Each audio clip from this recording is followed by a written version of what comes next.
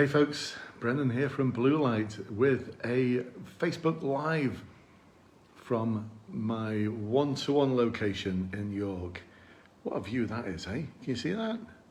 We are right by York Minster. So this is the room where I do my one-to-one coaching, and I've just finished with a client who I was supporting.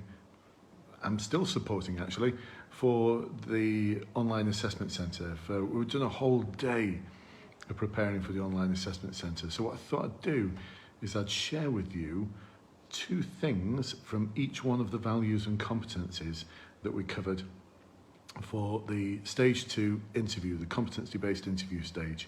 So there's a lot more that we covered, a huge amount more, but I'm just going to share two little secrets from each one of them to help you prepare. And if you want to find out more about the one-to-one coaching, the webinars that you can do, the online courses that you can do, then check the information below. If you're watching this on the replay, if you're watching this live, then please do ask in the comments and I'll get back in touch with you. So I know I'm going live at an unusual time, but I just wanted to capture the moment, especially that view. I mean, look at that. Whoa, that's York Minster. It's a wet, grim day out there though.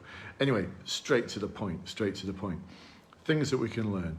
So for integrity, the question I posed was around a time when you remained professional or demonstrated professionalism. You could also think about it as doing the right thing, even though doing nothing would have been, or a different option would have been easier. So the key thing here at the very beginning when you're talking about the situation is to include something about the impact on others. So if you did nothing, what would the impact be? And there's different categories of others you can utilise. Second key point, this individual works for the prison service. Too much terminology. I have no idea what a resistor is. I still don't quite get it now, even though my client explained it. So we need to be cautious about the overuse of technology. There's a load of other learning as well. Anyway, skip over that. Next one, public service. The public service question. So key part of this was ensuring that my client put himself in the shoes of the other person.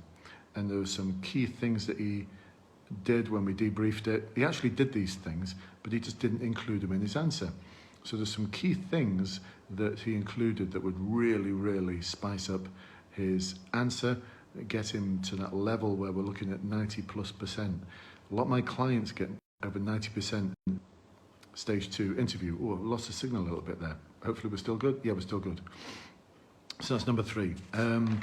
Number 4, learning. At the very end of your answer, see what you can do to include some learning, what I'd do differently next time. So make sure your result isn't all you looking like you're just awesome, because you're not. Things go wrong. Why do things go wrong? Because of people. So making transparency, which is around being accountable.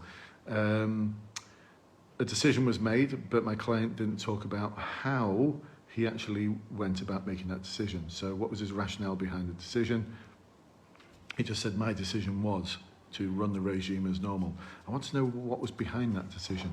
And number 6, in explaining your rationale to the other person who disagreed with you, it was very one way. The way you described it initially was very one way. It's got to be a two-way conversation where we can use, there's one simple thing that's going to make your answer awesome there. I'll tease you a little bit.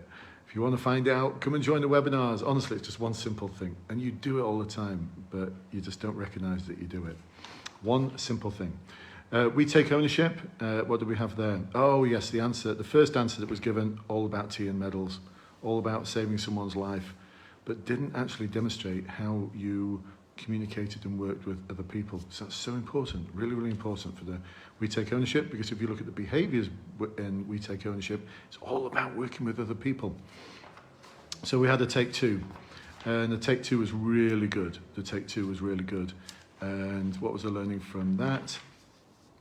It was number 8, the learning. It was a thing to actually insert into the answer, how this was a challenging issue, this was problematic, because I didn't have any solutions. Initially, I didn't have any solutions. That's why it was challenging. So you've got to make sure you tell your narrative connects with the behaviours that they're looking for in the CVF. I do that bit for you. All you need to do is follow my guidance. I do the hard work. No, hang on a minute. I show you the way. You do the hard work. That's the right way around, isn't it? All right, we're almost at the end. Number 9, learning from experience. The innovative and open-minded competency. They should have renamed it learning from experience, because that might be what the question's about. They're not going to ask you, tell me about a time when you've been innovative. No, do not ask that. So number 9, the description of all the problems in the experience. There's too many, too complicated. And this was another one where we had to do a take 2, because the initial answer wasn't actually what number 10 is. The 10th and the last top tip is in learning from experience. It's about you learning something having made a mistake. You've made a mistake and you've got to adapt your behaviours and the way you do something to ensure that that behaviour doesn't occur again. The first example was all about problem solving. It wasn't about the client's behaviour at all.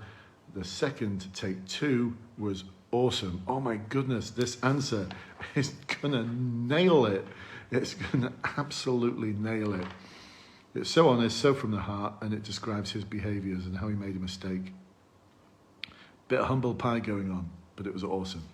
Anyway, there you go, folks. 10 things, key things that you should be doing to ensure that you are awesome in your stage 2 interview.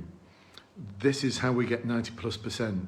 And if you're thinking, nah, that's too hard. No, honestly, so many of my clients get 90+%. Some of them have been getting 100% recently. 98% I had yesterday in the feedback. This is how we do it. I show you the way. You do the hard work. You don't need to fret about the competency and values framework. I've done all of that hard work for you. Anyway, a few shout outs before I go to Sarah, to Brad, to Chris, to Ben, to Pete, to Jose, and others who are watching this Facebook Live. Awesome to have you on board.